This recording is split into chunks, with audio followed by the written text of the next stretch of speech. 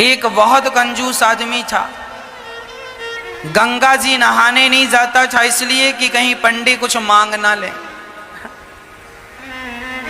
एक बार गांव के सब लोगों ने कहा कि सुनो जी, माघ का महीना चल रहा है, सब लोग नहाने जा रहे हैं, तुम भी प्रयागराज चले जाओ, नहा एक डुबकी तो लगाओ, सारी जिंदगी होगी तुम गंगा नहीं नहाए।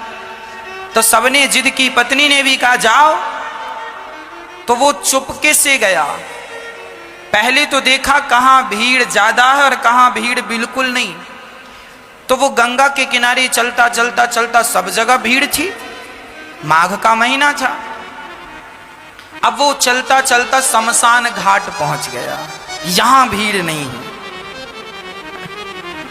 बोले यहां नहा लो तो यहां पंडा आएगा नहीं, नहीं तो पंडा नहा और पंडा खड़ा हो, चल निकाल कुछ दे, मेरे हाथ से पूजा करा, चल।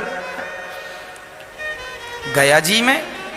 अब बड़े प्रेम से वो शमशान में सोचा यहां कुछ नहीं है, कोई पंडों का झंझट नहीं है, कपड़े उतारा, चुपके से धीरे धीरे गया, कोई देख ना ले। वो बड़ा पैसे वाला था पर कंजूस बड़ा था। तो शमशान में जाके डुबकी गंगा जी में लगाया और भगवान शंकर तो शमशान में ही विराजते हैं। शंकर जी को लगा जरा आज इसके साथ थोड़ा खेला खेली कर लें। तो भगवान शंकर ही पंडा बन के आ गए। जैसे ही वो डुबकी लगाया और डुबकी लगा के ऊपर उठा तो शंकर जी खड़े, हाँ यजमान जी निकालो।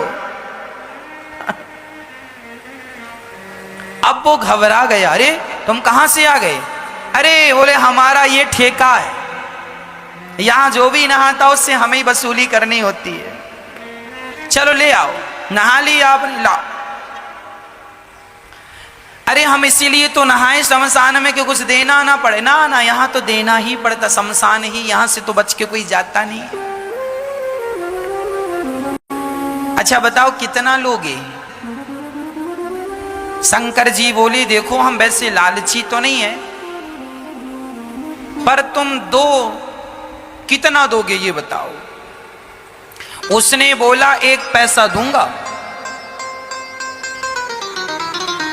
हाँ हाँ, शंकर जी बोले चल मैं 1 पैसे से खुश हूं, चल ला।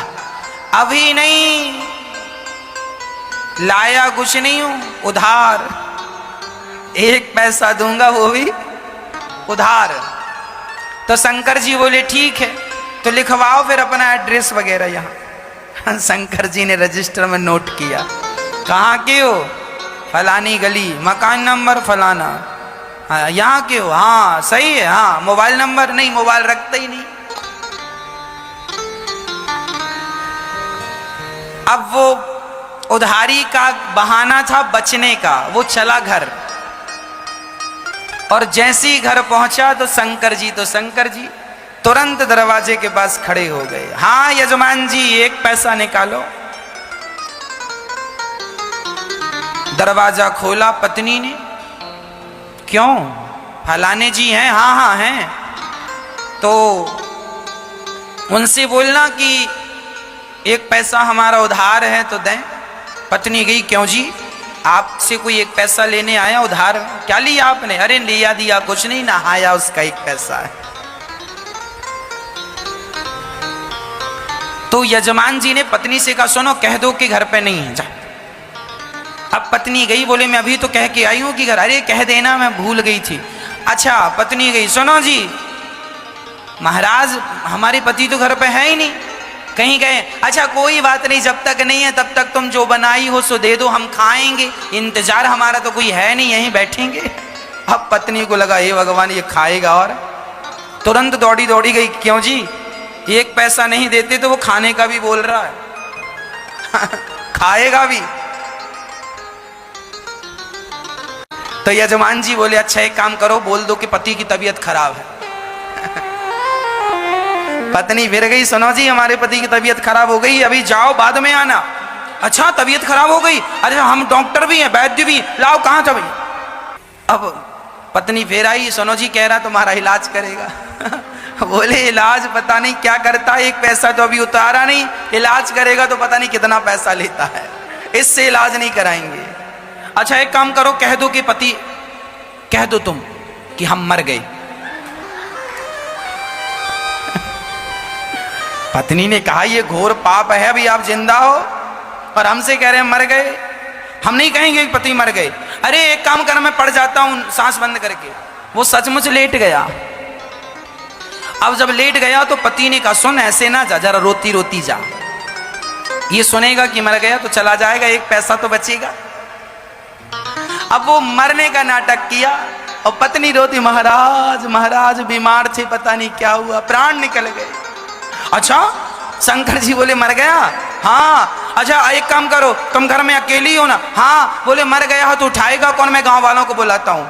अब भगवान जी ने, शंकर जी ने सारे गांव वाले, सुनो सुनो यजमान जी मर गए, सुनो सुनो यहाँ आओ, ये फलाना मर गया, जरा आओ।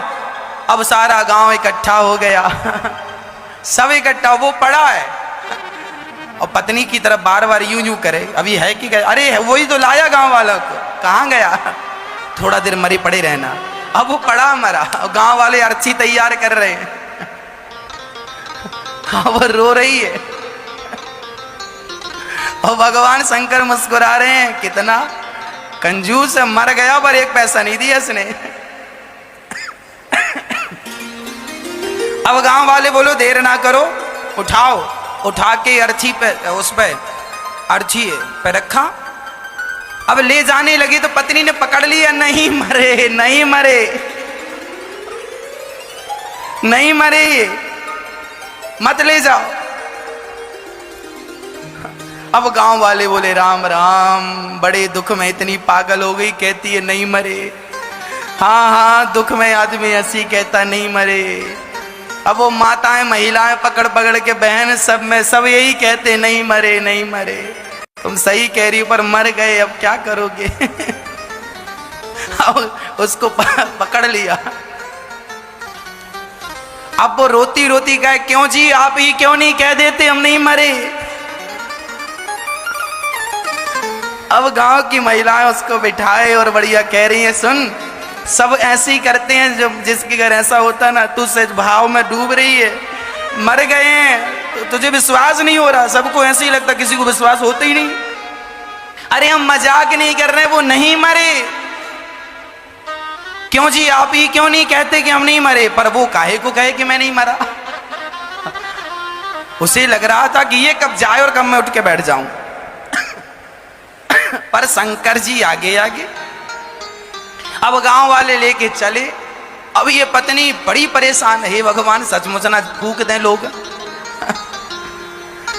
अब वो शमशान तक पहुंच गया, लेटा लेटा सांस रोक के धीरे धीरे सांस लेता। चिता सजाई गई और चिता पे रखा गया, फिर भी उसने नहीं कहा कि मैं नहीं मरा। तब शंकर जी ने कहा यजमान जी अब आग लगाने का नंबर है,